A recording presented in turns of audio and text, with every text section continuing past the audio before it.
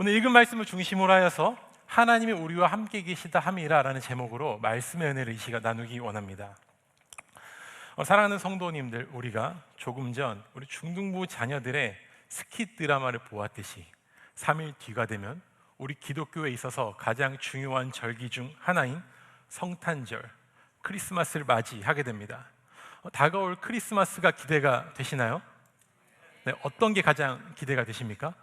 아마존에 장바구니에 있는 선물들, 혹은 내가 사랑하는 사람들에게 받을 선물, 혹은 2일 동안, 3일 동안 가게 될 여행들, 맛있는 음식들이 기대가 되시죠? 네. 우리는 이 크리스마스를 모든 사람들 너와 나 할 것 없이 기대함으로, 또 기쁨으로, 설레임으로 맞이할 준비를 하게 됩니다. 우리뿐만이 아니죠. 전 세계 사람들이 동일하게 기쁨으로 지키는 날이 크리스마스이기도 합니다. 어느 나라 할 것 없이 캐롤이 울려 퍼지기도 하고요, 가정과 거리에 트리가 세워지기도 하고, 사랑하는 사람에게 선물을 주고 받기도 합니다. 또 어떤 청년들은 드디어 이날이다 하면서 사랑하는 그 형제와 자매에게 사랑 고백을 한 이후에 차여서 눈물을 흘리는 날이기도 합니다. 어느 나라 할 것 없이 모두가 이 크리스마스를 각자의 모습과 모양으로 기쁨으로 준비를 하고 있죠. 그런데 모두가 비슷한 모습으로 이 크리스마스를 보내기도 하지만, 또 다른 한편으로는 각자가 다른 모양으로 이 크리스마스를 보내기도 합니다. 바로 이 크리스마스를 대하는 사람들의 마음에 따라 모습이 달라지기도 하는데요, 어떤 사람들은 조금 좀 나누었듯이 사랑하는 사람들과 기쁨으로 보내는 특별한 겨울 이벤트처럼 크리스마스를 보내기도 하고요, 또 어떠한 사람들은 이 크리스마스를 우리를 구원할 그 메시아이신 예수 그리스도의 탄생을 기뻐하면서 또 감사하고 감격함으로 이 성탄절 크리스마스를 보내기도 합니다. 이 크리스마스를 보내는 이 마음의 차이를 이루는 것이 있는데, 바로 이 성탄의 주인공을 누구에게 두고 있느냐에 따라 성탄절을 맞이하는 모양과 자세가 달라지게 되는 것이죠. 이 성탄의 주인공은 트리도, 산타도, 선물도, 사랑하는 사람도 아닌 누구이시죠? 바로 예수 그리스도이십니다. 왜냐하면 성탄은 오랫동안 기다렸고 또 고대하던 메시아의 탄생이 바로 이루어지게 되는, 마침내 메시아의 탄생이 이루어지게 되는 역사적인 날이기 때문이죠. 우리가 오늘 읽은 본문의 말씀인 마태복음 1장 23절의 말씀은 이사야서 7장 14절에 기록되어져 있는 하나님께서 이사야 선지자를 통하여 이스라엘 백성들에게 주셨던 예언의 말씀입니다. 이 말씀은 예수님이 오시기 전 주전 730년경 선포되어진 말씀이기도 합니다. 이스라엘 백성들은 이 말씀을 듣게 된 순간 이 말씀을 붙들고 자신들을 구원할 그 메시아가 이 땅에 올 것을 기다려왔습니다. 그런데 시간이 흐르고 흘러도 이 메시아는 나타나지 않게 되었습니다. 심지어 말라기 선지자를 통하여 예언의 말씀을 주신 그 이후 400년이라는 시간 동안 하나님은 침묵하시게 됩니다. 그 어떠한 사람을 통하여서 예언하지 않으시고 나타나지도 않으시고 철저히 침묵으로 400년의 시간을 보내시게 됩니다. 이 400년이라는 침묵의 시간 동안 이스라엘 백성들은 철저하게 하나님과 깊은 단절을 겪어야만 했습니다. 어쩌면 마치 하나님이 자신을 떠난 것과 같은 고난과 외로움의 시간을 보내야만 했을 것입니다. 또 어쩌면 하나님께서 더 이상 일하시지 않는다고 생각할 수도 있었을 것입니다. 또 어떠한 사람들은 이제 하나님은 살아계시지 않는다, 역사하시지 않을 거야 라고 생각했을지도 모릅니다. 이 침묵의 기간은 분명 이스라엘 백성들에게는 괴로움과 어둠의 시간이었습니다. 그런데 반대로 이 침묵의 시간이 하나님께는 400년의 시간 동안 자기 백성들을 구원하기 위한 준비의 시간이었다라는 것입니다. 이 침묵의 시간 동안, 어둠의 시간 동안 하나님은 그 어둠의 시간 가운데서 우리를 구원할 준비를 해 나가고 계셨다라는 것입니다. 그리고 마침내 오늘로부터 약 2023년 전, 약 2000년 전 마침내 하나님은 깊은 침묵을 깨시고 이 땅을 향한 언약의 성취가 시작되어짐을 선포하십니다. 가장 영광스러운 보좌를 버리고 마침내 가장 낮은 자의 모습으로 이 땅에 오신 그 독생자 예수 그리스도의 탄생을 통하여 이스라엘을 향한, 그리고 자기 백성들을 향한 구원의 성취가 시작되어졌음을 선포하십니다. 길고 길었던 400년의 침묵의 시간이 깨어지는 순간이며 어둠 가운데 마침내 밝은 빛이 비추어지는 시간이었으며 끊어졌던 하나님과 철저하게 끊어졌던 이 단절의 시간들이 다시 연결되어지며 오래전 자기 백성들에게 약속하셨던 구약의 언약이 마침내 성취가 되어졌음을 알리는 시간이 바로 성탄절인 것입니다. 하나님은 자기 백성들에게 예수 그리스도의 탄생을 통하여 구원의 언약이 성취되었음을 선포하십니다. 그런데 이와 더불어 인간이 마치 조금 더 상상하지 못했던 또 하나의 언약이 선포되어지는데 바로 오늘의 본문인 마태복음 1장 23절에 기록되어진 하나님이 우리와 영원히 함께 하신다라는 말씀입니다. 인간들은 감히 하나님께서 우리와 함께 하실 것이라고 상상조차 하지 못했습니다. 어떻게 전능하신 하나님이 우리 가운데 함께 하실까 감히 예상하지 못했습니다. 그런데 분명한 것은 하나님은 말씀으로 약속하셨고 그 말씀을 이루어 우리 가운데 함께 하셨다라는 것입니다. 이 땅에 오신 예수님은 우리에게 구원의 은혜를 선물로 주셨을 뿐만이 아니라 우리와 함께 하시며 이 땅에서 우리가 얻고 누릴 수 있는 또 다른 은혜를 우리에게 선물로 주셨습니다. 이 은혜의 선물이 바로 우리가 성탄을 준비하며 사모해야 할 은혜인 것입니다. 그렇다면 이 땅에 오셔서 우리와 함께 하시는 그 하나님을 통하여 우리가 얻게 될 수 있는 그 은혜는 무엇일까요? 이 시간에는 특별히 세 가지의 주제를 가지고 함께 하시는 그 주님을 통하여 얻을 수 있는 은혜를 살펴보기를 원합니다. 첫 번째로 우리가 얻을 수 있는 은혜는 바로 회복의 은혜입니다. 함께 하신 하나님께서 우리에게 공급해 주시는 그 은혜는 회복의 은혜입니다. 마태복음 8장 1절에서 4절의 말씀을 살펴보면 예수님께서 나병 환자를 깨끗하게 하시는 그 사건이 기록이 되어져 있습니다. 우리 함께 이 시간에 마태복음 8장 1절에서 4절의 말씀을 한 목소리로 읽어보도록 하겠습니다. 같이 말씀 읽겠습니다. 시작. 예수께서 산에서 내려오시니 수많은 무리가 따르니라. 한 나병 환자가 나와 절하며 이르되 주여 원하시면 저를 깨끗하게 하실 수 있나이다 하거늘 예수께서 손을 내밀어 그에게 대시며 이르시되 내가 원하노니 깨끗함을 받으라 하시니 즉시 그의 나병이 깨끗하여진지라. 예수께서 이르시되 삼가 아무에게도 이르지 말고 다만 가서 제사장에게 내 몸을 보이고 모세가 명한 예물을 드려 그들에게 입증하라 하시니라. 아멘. 우리가 읽은 말씀이 마태복음 8장 1절의 말씀을 보면 예수님께서 산에서 내려오실 때 많은 무리가 예수님을 따르고 있었다라고 성경은 기록하고 있습니다. 성경은 예수님과 나병 환자의 만남을 기록하면서 그 이야기의 시작을 산에서 내려오시는 예수님과 예수님을 따르는 무리들의 장면을 중계하면서 오늘의 이야기를 시작해 나갑니다. 우리는 이 1절의 말씀을 곰곰이 묵상해 볼 필요가 있습니다. 이것은 단지 나병 환자와 예수님과의 만남 직전 예수님께서 어디서 무엇을 하고 오셨다라는 것을 소개하기 위하여 기록한 말씀이 아니기 때문입니다. 여러분, 본문에 등장하고 있는 나병 환자는 어떤 존재였습니까? 나병에 걸린 사람은 당시의 사회 속에서 철저히 배제를 당하고 소외당하였던 사람이었습니다. 단지 눈에 보기에 흉측한 몰골이 지녀서가 아니라요, 나병과 같은 질병은 부정함을 상징하는 질병이요 저주를 상징하는 질병이었기 때문에 그와 함께한다는 것 자체만으로도 부정한 사람이 되는 것이며, 행여나 나병 환자의 몸과 내 몸이 접촉을 하게 되는 순간 나에게도 그 나병 환자의 부정함이 전가되어지는, 전염되어지기 때문에 그 모든 사람들은 이 나병 환자와 함께하는 것을, 접촉하는 것을 부정하다고 여겼습니다. 율법에 따라 이 나병 환자는 공동체에서 철저히 벗어나 지내야만 했습니다. 또 이 나병 환자는 어떠한 상황이라고 할지라도 절대적으로 사람들이 있는 곳으로 나올 수 없었습니다. 이러한 관점에서 볼 때 마태복음 8장 1절의 말씀은 예수님께서 산에서 내려오시는데 그 옆에 많은 무리가 있었다라는 이 말씀은 곧 이 나병에 걸렸던 이 환자는 절대 예수님을 만날 수 없었다라는 상황을 증거하고 있는 것입니다. 그런데 2절의 말씀을 살펴보니 어느새 나병 환자가 예수님께 나와 절하며 자신의 깨끗함을 간구하는 장면으로 성경의 이야기는 전환되어집니다. 우리는 다시 한 번 더 이 2절의 말씀을 조금 더 주목해 볼 필요가 있습니다. 말씀을 살펴보니 나병 환자가 예수님께 나아왔다라고 성경은 기록하고 있습니다. 여기서 나아왔다라고 기록되어져 있는 이 단어를 원어 성경을 살펴보면 접근하다라는 의미로 기록이 되어져 있습니다.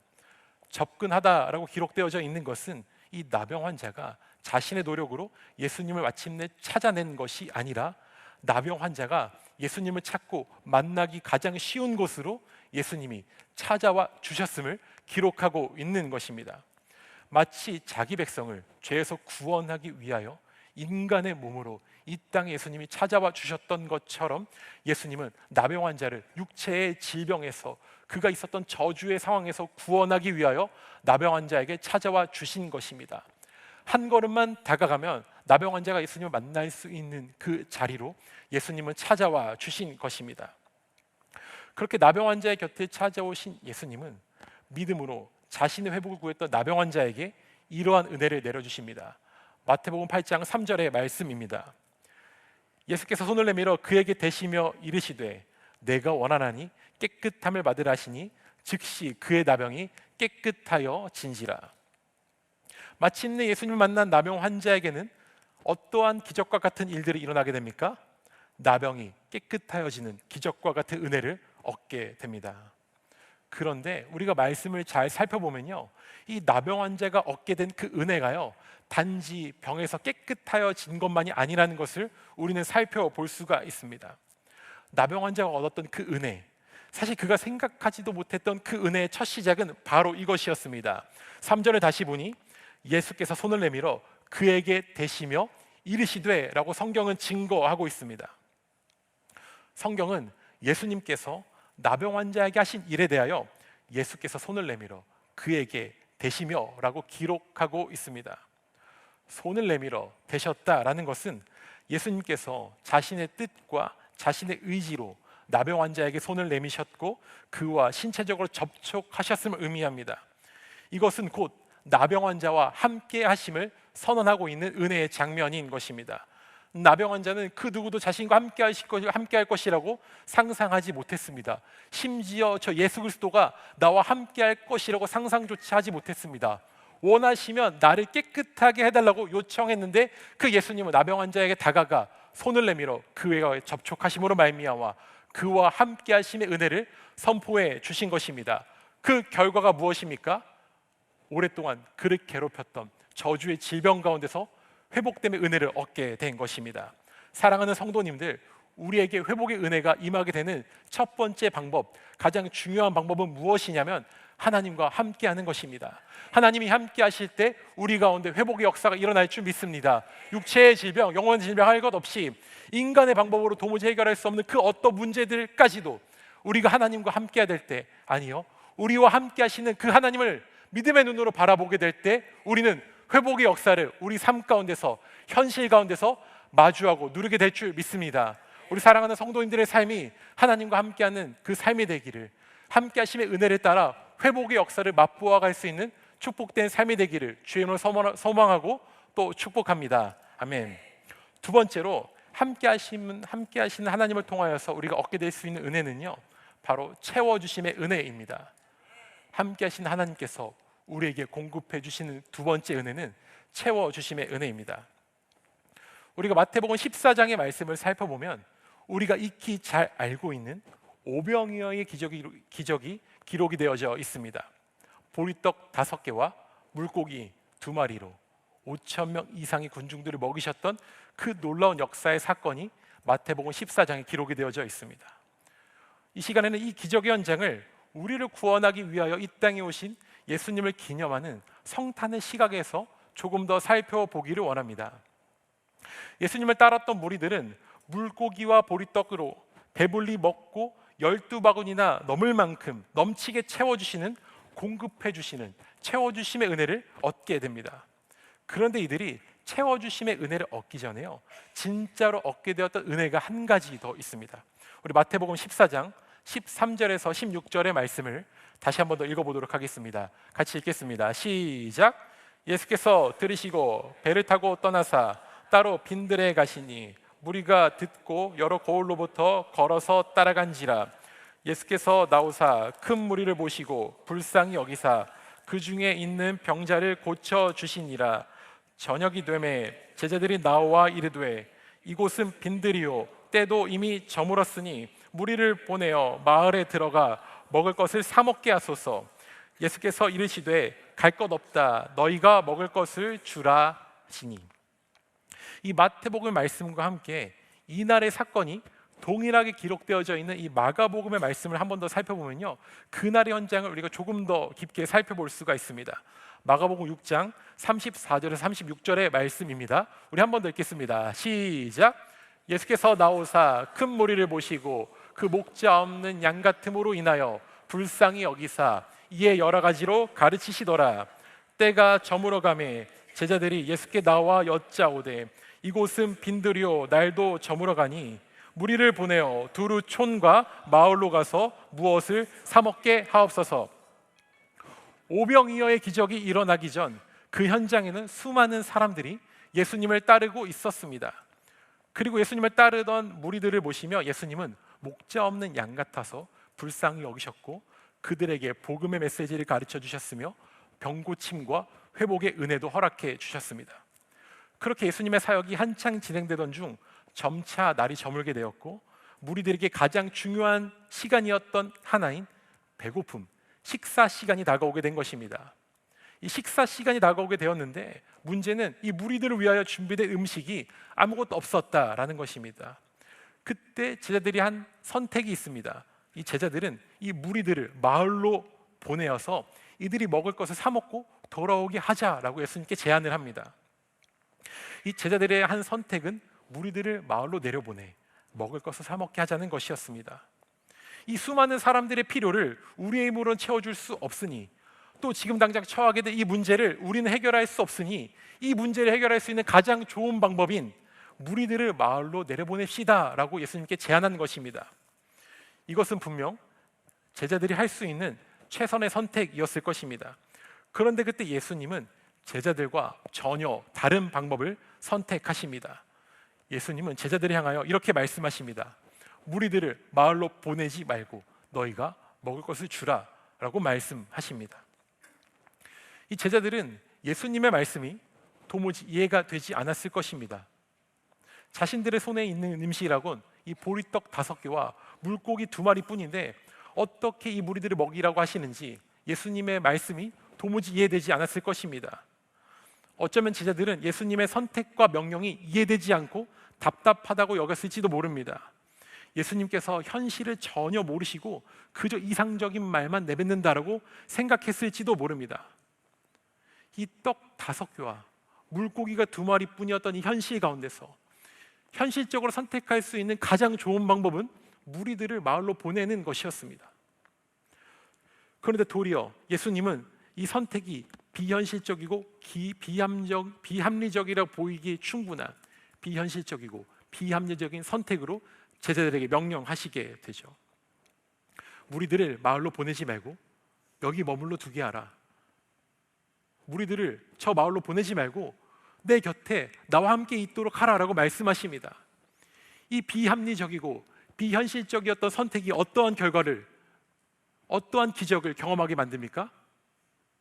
보리떡 5개와 물고기 2마리로 5,000명 이상의 사람들이 12광주리가 차오르게 할 만큼 배부르게 먹고 넘치도록 채워주심의 은혜를 맛보게 한 것입니다. 이 오병이어의 기적의 현장에 있었던 사람들은 단순히 배불리 먹고 마시게 하는 그 기적만을 체험한 것이 아닙니다. 제자들은 우리를 마을로 보내자라고 했는데 예수님께서는 아니다, 나와 함께 있도록 하라라고 제안하십니다. 예수님은 함께 하시겠다라고 말씀하십니다. 제자들은 이 무리들을 세상으로 보냅시다, 세상으로 보내면 이들의 필요를 채울 수 있을 것입니다 라고 제안을 했지만 아니다, 이들의 필요를 채울 수 있는 것은 세상이 아니다. 나와 함께 할 때, 내 곁에 있을 때 이들은 자신들의 필요한, 진정으로 필요한 것들을 체험받을 수 있다라고 말씀하십니다. 사랑하는 성도님들, 우리의 필요와 우리가 간절히 바라는 것들을 채울 수 있는 그 자리가 어디입니까? 세상입니까? 아니면 우리의 노력과 간절한 그 능력으로 말미암아 우리의 필요를 채울 수 있는 것입니까? 혹여나 지금 이 시간까지 나의 힘과 능력으로 나의 필요를 채울 수 있었다라고 생각하셨다면 다가올 성탄을 맞이하며 다시 한 번 더 우리의 모든 마음들을, 우리의 모든 생각들을, 우리의 모든 의지들을 주님께 철저히 내려놓고 온전히 우리의 모든 것들을 채워주실 수 있는 그 예수님만을 바라볼 수 있는 그 믿음의 사람이 되기를 축복하고 소망합니다. 어쩌면 제자들이 이 무리들을 마을로 보냈다면 그 사람들은 오병이어의 기적을 체험하지 못했을지도 모릅니다.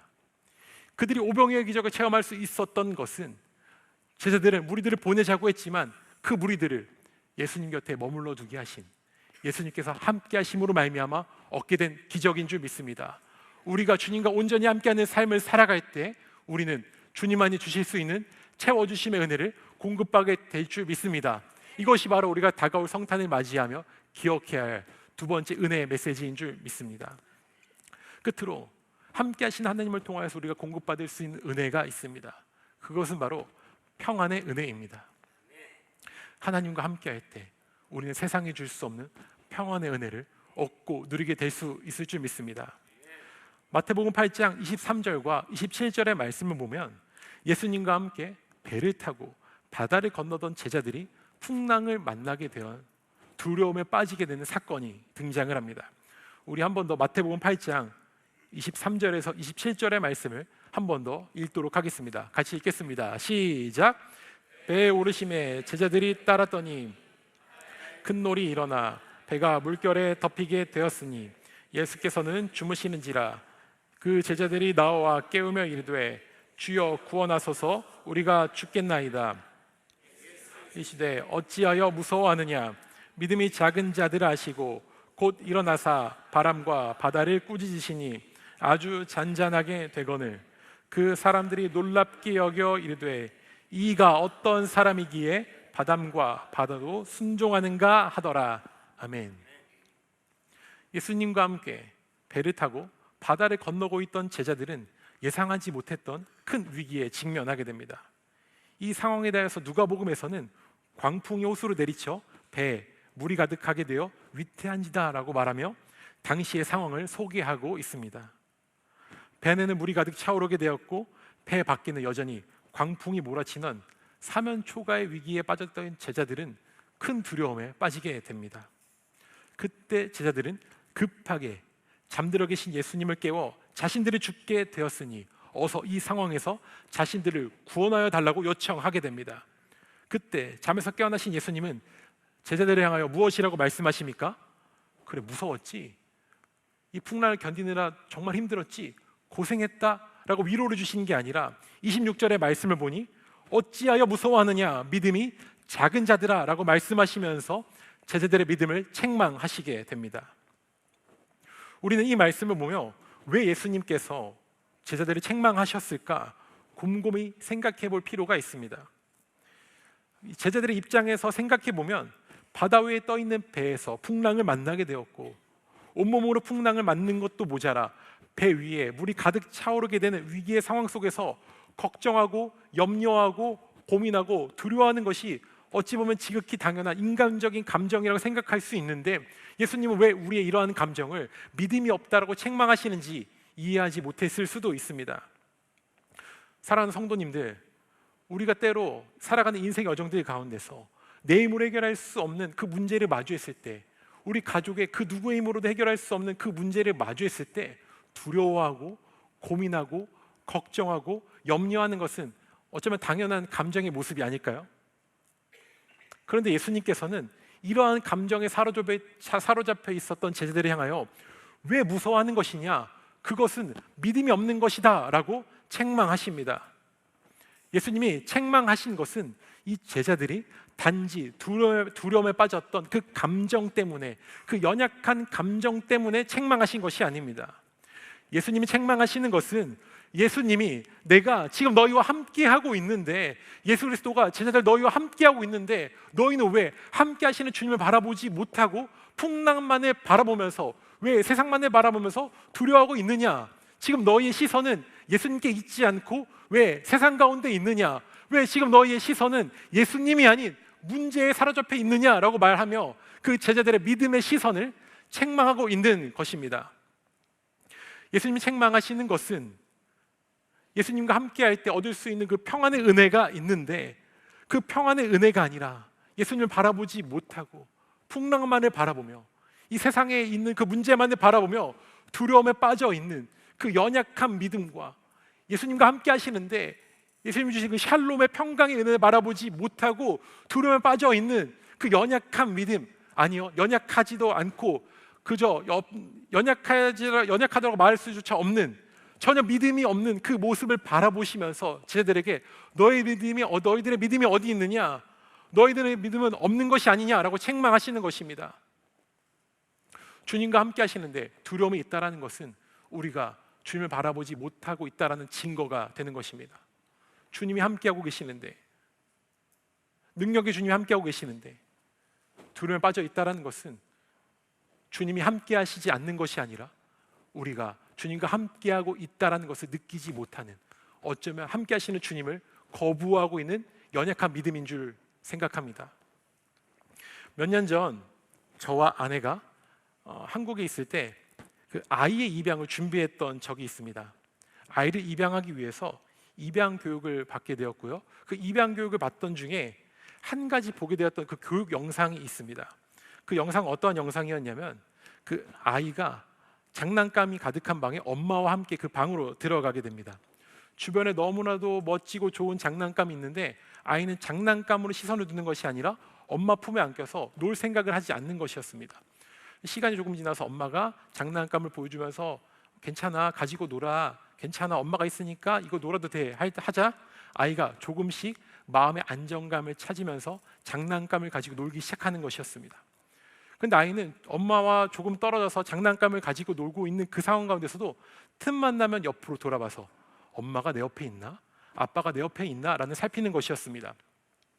이 장난감을 가지고 노는 게 너무나도 즐겁지만 이 아이에게 있어서 가장 중요한 것은 이 장난감을 가지고 노는 것이 아니라 엄마가 지금 나와 함께 있나? 아빠가 지금 나와 함께하고 있나? 그것이 가장 중요한 요소였기 때문입니다.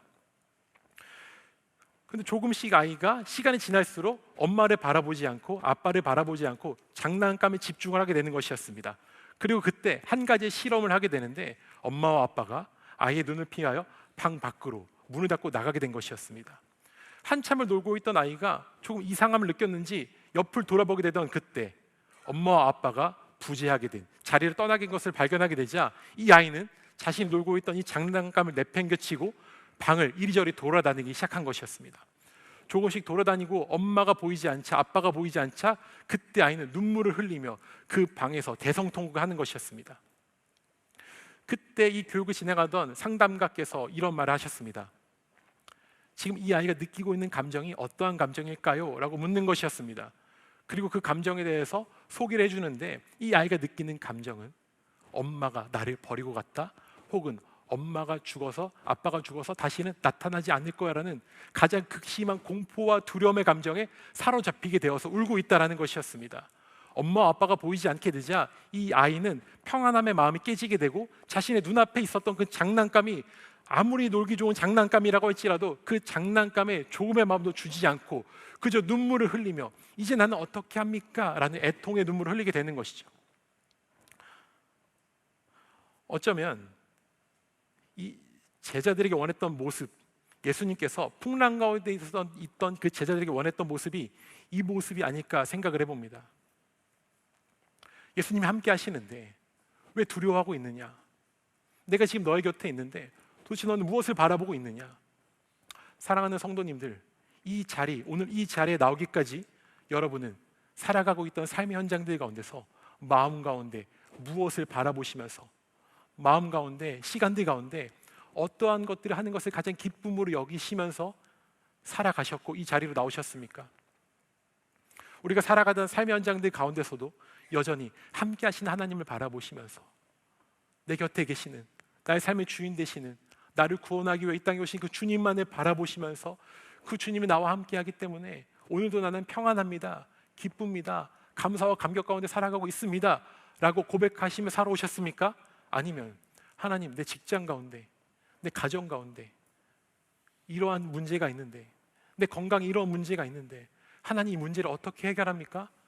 하나님 도무지 이 고민과 이 두려움의 문제는 어떻게 해결할 수 있습니까? 라고 생각하시면서 두려움과 고민에 사로잡혀서 이 자리에 오셨습니까? 우리가 다가올 성탄을 준비하며 우리가 회복해야 할 은혜는 평안의 은혜입니다.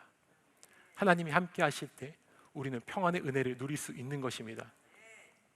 하나님은 자신이 가장 사랑하는 그 어떤 사람에게만 평안의 은혜를 주시는 것이 아니라요, 하나님은 이 땅에 존재하는, 이 자리에 앉아있는 우리 모든 성도님들을 동일하게 가장 큰 마음으로 사랑하고 있으시기 때문에 여러분들에게 평안의 은혜를 주시기 원하십니다. 다가올 성탄은 우리가 바로 이 평안의 은혜를 회복하는 그 복된 성탄으로 맞이해야 될 줄 믿습니다. 이제 말씀을 맺도록 하겠습니다. 사랑하는 우리 모든 성도님들, 우리는 이제 곧 2023번째 성탄절 크리스마스를 맞이하게 됩니다. 크리스마스는 우리를 향한 구원의 성취가 시작되어짐을 선포하는 은혜의 날입니다. 또한 구원의 은혜와 더불어 우리와 영원히 함께 하시겠다라는, 함께 하심을 선언하셨던 그 은혜를 통하여 우리에게 회복과 채워주심과 평안의 은혜를 선물로 넘치게 부어주시는 은혜의 날입니다. 그렇기에 우리는 이 성탄절을, 우리는 이 크리스마스를 온전히 주님과 기뻐하고 온전히 주님만을 경배하고 온전히 주님과 함께하는 그 복된 날로 보내야 하는 줄 믿습니다. 주님과 함께하게 될 때 우리는 비로소 주님께서만 주실 수 있는 진정한 회복의 은혜를 맛보게 될 것이며, 주님만이 주실 수 있는 진정한 채워주심의 은혜를 맛보게 될 것이며, 주님만이 주실 수 있는 평안의 은혜를 맛보게 될 줄 믿습니다. 이번 크리스마스가 그 놀라운 은혜를 넘치게 누릴 수 있는 그런 복된 하루로 보낼 수 있기를, 그 시간으로 말미암아 다가올 2024년에는 놀라운 넘치는 축복과 함께 주님과 동행하는 삶을 사랑하는 우리 모든 성도님들이 되시기를 주의 이름으로 축복하고 또 소망합니다. 아멘.